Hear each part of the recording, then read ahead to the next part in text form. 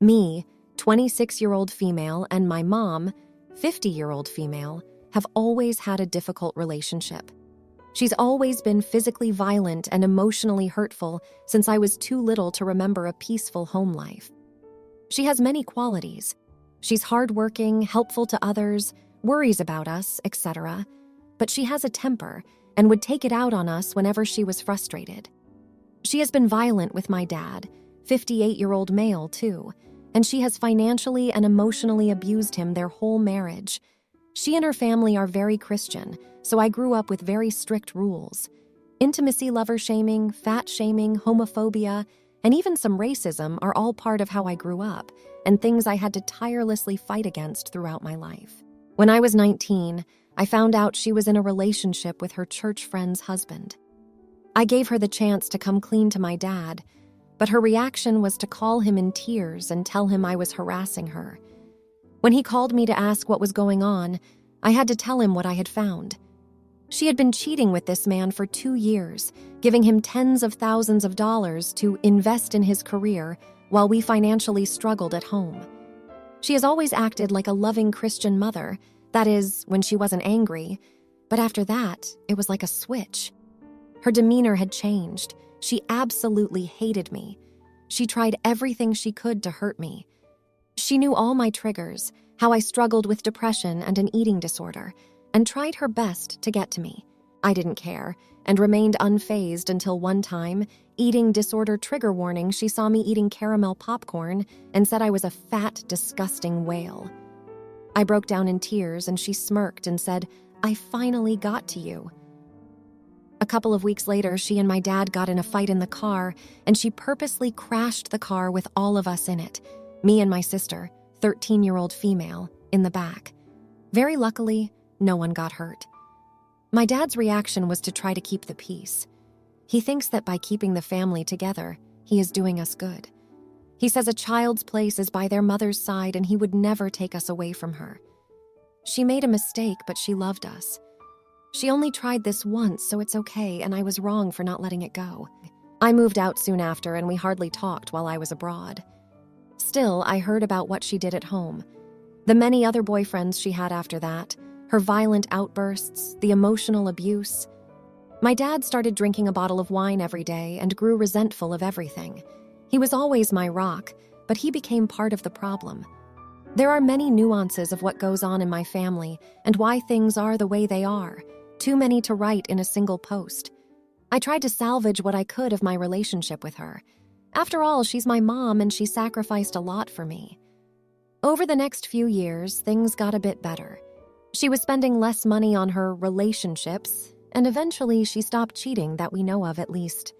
I'd go visit my parents every year for a month or two, and it went from having to call 911 at least once every visit to not having any violent outbursts at all, even though her temper and emotional abuse was still a huge issue. When she got diagnosed with breast cancer a couple of months ago, we all came together to support her. My sister considered shaving part of her hair in support. I was hiring a cleaning service to take care of her house while she's in chemotherapy. She decided to get her temper in order, and I started calling every day, even changed her name on my phone back to Mom, as opposed to what it was before, which was her name. I started to make arrangements to spend a few months in my home country to take care of her and spend Christmas with her. As part of this process, I contacted a few realtors so I could have somewhere to stay while she's in treatment, and to my surprise, they said my credit score was low. I was never late to any payments, so imagine my surprise. After some digging and lots of panicking, I found out she used my name without my permission to purchase a trip for herself in 2021 and never paid for the tickets. I am now $6,000 in debt and cannot get my own place. My dad told me she had done the same to him a few times in the past and that, as always, he will fix this. He will pay the debt to clear my name. I asked her if she had heard of that company and she said no. I told her she lied to me, used my name without my permission, got me in debt and lied about it for years, and that she was dead to me. She played the victim, texted the family group chat about how awful I am to her, and that she has cancer and shouldn't have to deal with this because of something as stupid as money. My dad, as usual, is telling me I'm dramatic and that a couple grand shouldn't tear up our family. He says she only did it to me once, and she probably just forgot to pay, and I should just move on. Between the murder-suicide attempt, years of emotional abuse, and using my name to create debt, I never want to look at her again, but I feel awful leaving her at this time of need. Am I the idiot? Now, for a few comments before the update. Comment 1. Absolutely not the idiot, and you should have done it sooner. She's so used to everyone keeping the peace, and she's never actually been held accountable for her toxicity, her abuse, and her narcissistic behavior. She'll never change because she has no reason to. Time to put your mental and emotional health over keeping the peace. Comment 2. Not the idiot, you have been tortured by this narcissist long enough. Get your parents to handle that debt and don't look back. It's unfortunate that Dad is so trauma bonded, but he has offered to pay, so let him. Maybe in the future you and Dad can rebuild your relationship. Good luck. Comment 3. Nope. You don't owe people who abused you anything. Getting the bills paid off won't fix your credit. The only way to do that won't take years is to file a police report. File a police report. Now, for the update. Boy, have I got a doozy of an update for you all. After I discovered my mother had put me $6K in debt by booking a trip in my name, I started to dig. I mean really dig. I pulled up credit reports, bank statements, the works, and what I found was a financial web of deceit that had my name all over it. It was not just a mere $6K debt, but rather a network of loans and credit card debts, totaling a staggering amount of $40,000. In the midst of this horrifying discovery, my mother's health took a turn for the worse. She was admitted to the hospital due to complications from her cancer treatment. My sister and I found ourselves divided on attending her bedside. My sister, still blind to our mother's manipulative ways, was a constant presence at the hospital. I, however, kept my distance, wavering in between guilt and resentment. That's when another bombshell dropped. My father confessed to being aware of my mother's financial abuse. He revealed that he had been fearing the exposure of this secret for years, hoping against hope that it wouldn't come out. He knew about the loans, about the credit cards, about everything. He tried to justify it by saying that he was trying to keep the peace in the family, but to me, this was the final straw. I felt betrayed by both of my parents. Meanwhile, I had filed a police report regarding the identity theft and was in touch with a lawyer to discuss possibilities of getting out of this nightmare. The police started their investigation, and my mother was too ill to be questioned. Meanwhile, I was trying to figure out how to navigate the legal maze to disentangle myself from my mother's financial mess. My sister was furious with me for involving the police. She accused me of abandoning our mother in her time of need, of being heartless and selfish. I tried to explain to her, but she just wouldn't listen. She was too immersed in the illusion of the family that my parents had so carefully constructed. The latest twist in this saga came when I received a call from the hospital. My mother's condition had deteriorated, and they were asking for next of kin. My sister had stopped answering her phone in her anger at me, and my father was at work. I hesitated before making the decision to go to the hospital. I found my mother unconscious, with a bunch of papers laid out on the side table. Among them was a handwritten letter, addressed to me. In the letter, my mother confessed to everything: the affair, the abuse, the identity theft. She wrote that she had always seen me as a threat to her way of life and did everything she could to get rid of me. Her last words were not of remorse, but justification for her actions. After reading the letter, I felt the final thread of attachment to my mother snap. I left the hospital, the guilt replaced by an overwhelming sense of liberation. The next day, my mother passed away. As for me, I'm just trying to pick up the pieces, navigate the legal mess, and make a fresh start. It's a long road ahead, but for the first time in my life, I feel free from my mother's torment. Now, for the comments. 1. Not the idiot. It's heartbreaking that you've been put in such a difficult position, especially considering your mother's health condition. However, your parents have massively violated your trust, and it's understandable that you felt the need to take legal action to protect yourself financially.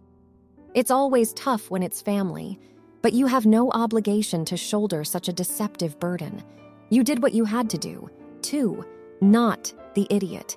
It's unfortunate that your sister can't see the gravity of the situation, but remember, she's probably dealing with the grief of losing her mother in her own way.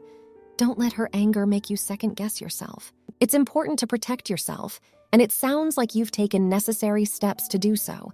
It's good to see that you're focusing on rebuilding your life now. 3. Not the idiot. The fact that your mother confessed and your father was aware of the deceit shows a clear disregard for your well-being. It's incredibly tough to deal with betrayal of this magnitude from family, and it's understandable that your feelings towards them changed. Remember, your obligation is to yourself first. It's good that you're seeking help and trying to move forward. That's the best thing you can do in this situation. Now, for the next story. I, 24-year-old female, was at my mom's, 46-year-old female, house the other day to visit her and my siblings. While I was there, my mom asked my 13-year-old sister to mop the kitchen with a sponge mop, but to clean the mop before mopping.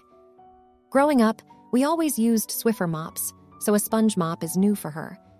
My sister asked my mom how to clean it, and my mom got upset and said, "I already showed you how to do it.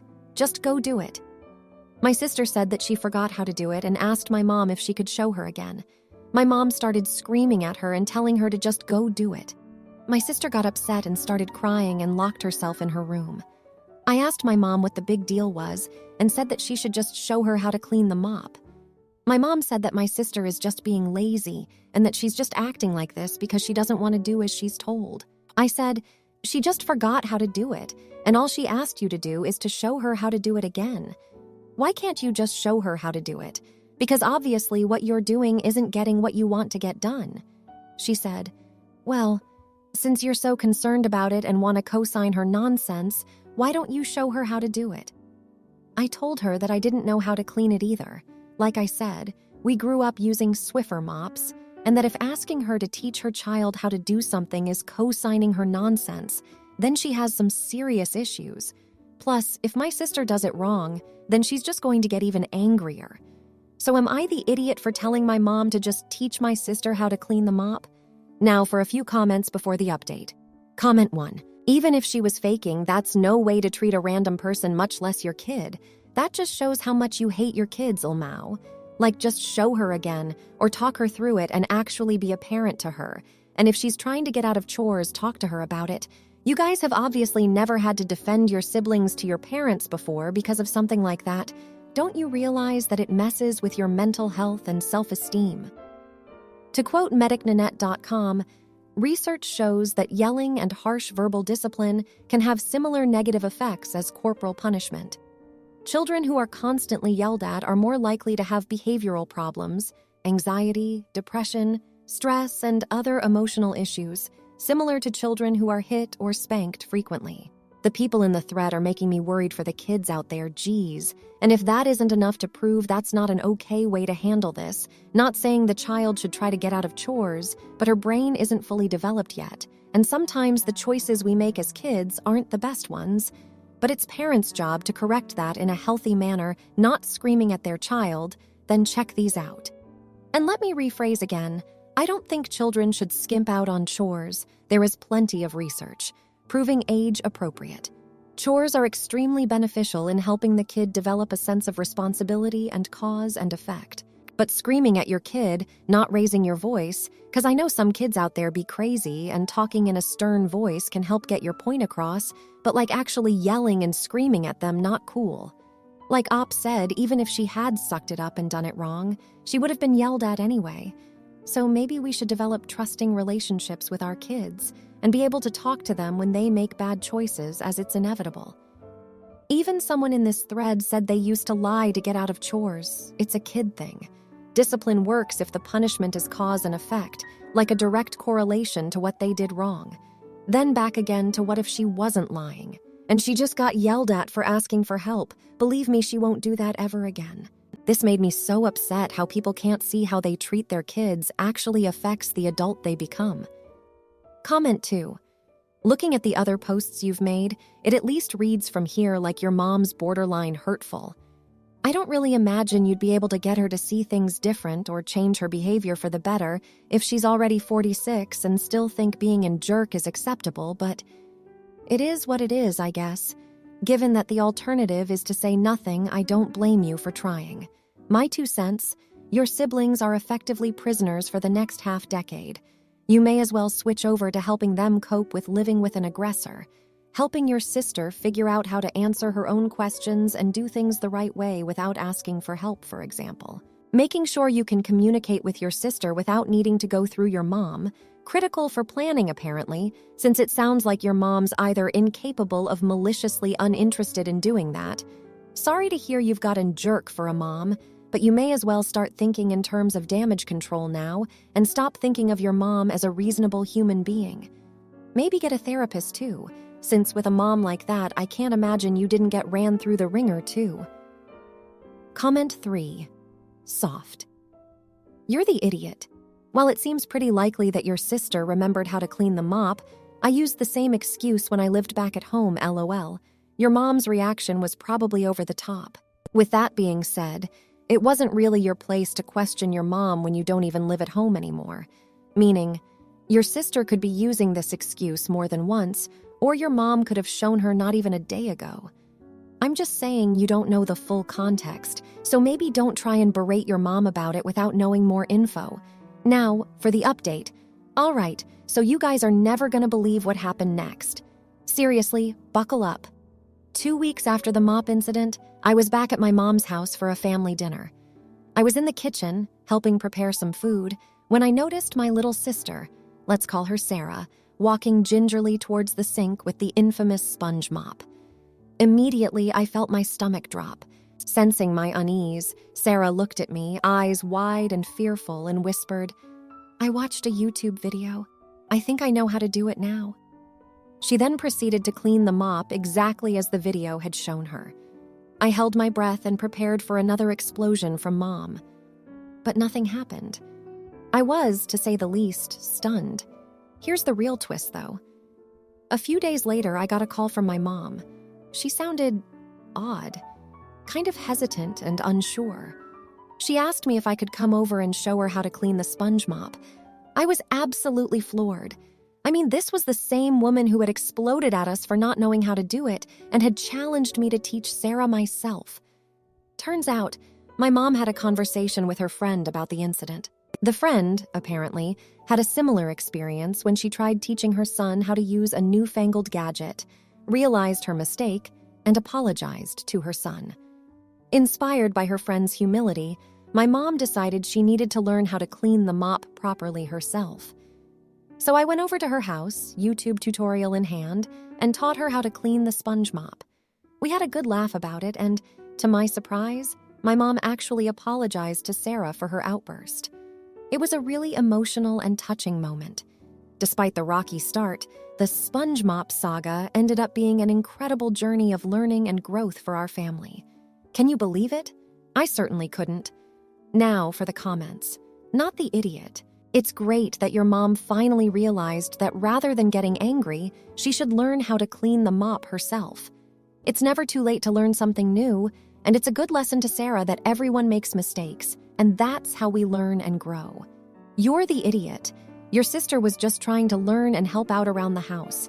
Instead of getting angry and yelling, you could have used it as an opportunity to teach her how to properly clean the mop. Also, it's not just on your mom to apologize. You should too.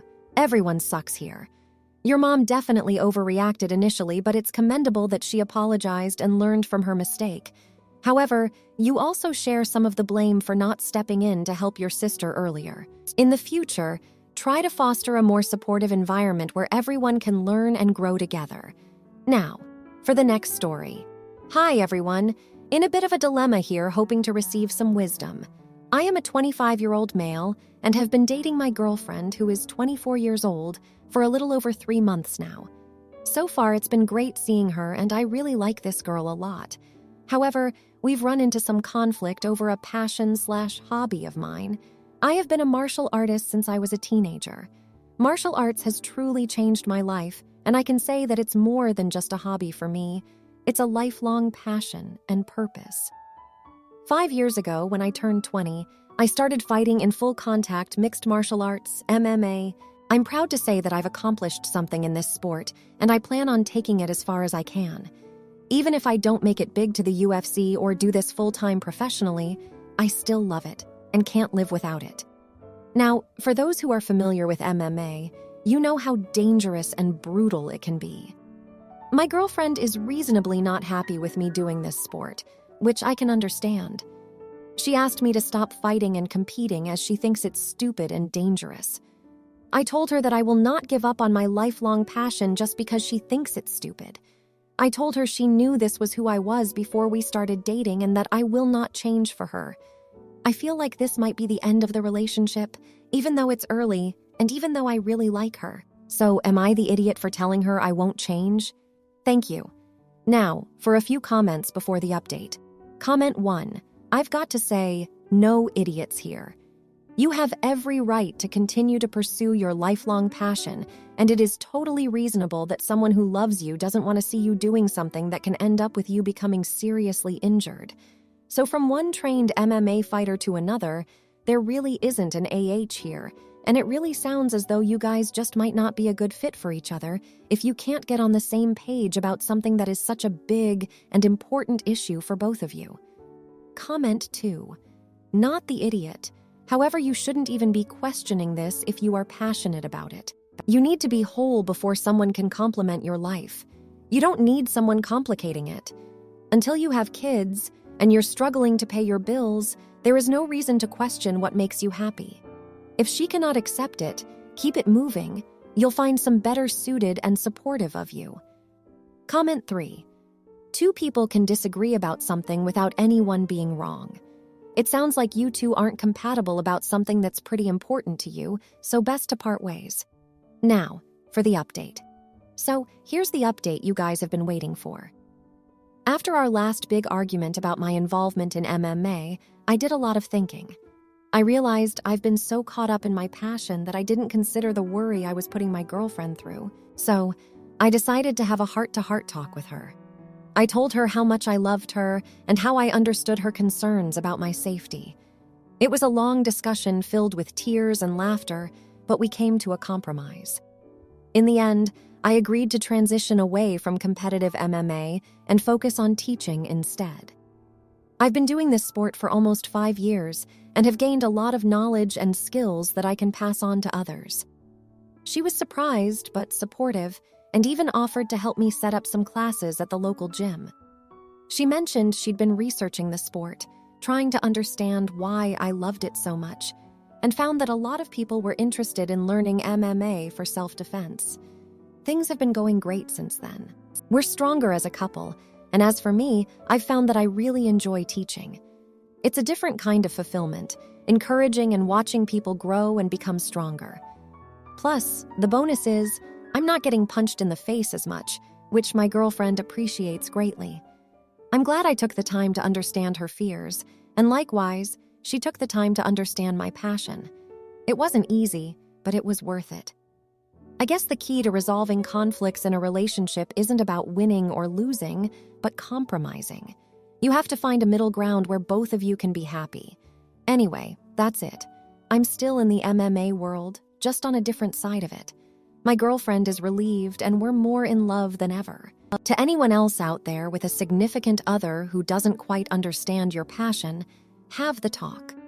Take the time to see things from their perspective and find a compromise that works for you both. It's not about changing for someone else, but evolving together. Now, for the comments. Not the idiot. It's great to see that you've considered your girlfriend's feelings and worries about your involvement in MMA. It shows your respect for her feelings and that you value your relationship over your personal interests. Transitioning from competitive MMA to teaching is a wise decision. It keeps you connected to the sport you love while reducing the risk of serious injuries. Kudos to both of you for having mature, open communication and finding a solution that suits both of you. Your relationship seems to be built on a strong foundation of mutual respect and understanding. You're the idiot if you didn't consider her feelings earlier, but it's clear that you've made a conscious effort to change that. The willingness to put your loved one's concerns before your own interests shows growth and maturity. However, it's important to remember that you should also make sure this decision is something you are happy with. Compromises are about finding a balance that makes both parties happy, not completely sacrificing one's own happiness for the other. No idiots here. This is a perfect example of how conflicts should be resolved in a relationship. Both of you had valid concerns and emotions tied to your involvement in MMA. Your girlfriend was worried about your safety, and you were passionate about MMA. It's great to see that, instead of letting this become a source of endless fighting, you both sat down, communicated effectively, and found a compromise. This shows a lot of emotional maturity and respect for each other's feelings. Plus, your decision to transition into teaching not only alleviates her worries, but also allows you to stay connected with the sport. It's a win-win situation. If you liked this video, you'll probably like these too. Also, while you're here, please consider subscribing. It's your support that keeps this channel alive and allows me to make better and longer videos. Have a great day.